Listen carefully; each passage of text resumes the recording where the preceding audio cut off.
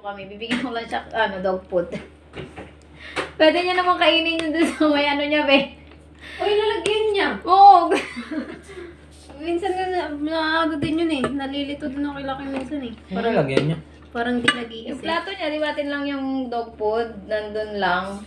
Ayaw niya. Gusto niya dun yung sa para siyang patay gutom kapag pinapawait ko siya. At ibang video.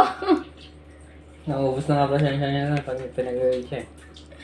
Abang, malambot to eh. Pinupersa niya na eh. Paano nakakatatlong weight na?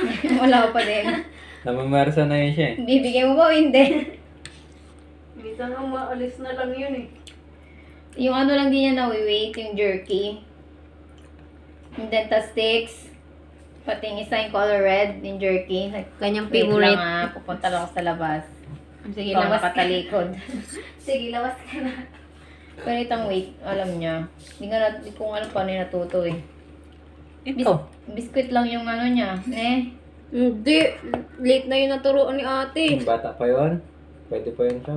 Yung kumakain tayo ng biscuit. Tukoy pa yun siya. Ang tawag mo dito? Ng rebisco. Namumuraot. Tapos yung turo-turuan ko siya mag-sit-sit. Pero nung katagalan, doon ko siya tinuruan.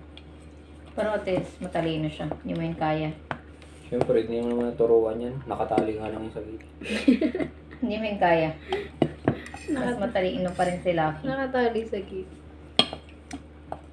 O yan, si Digong natali sa gate. Hindi kasi yan malang pamilya niya dati.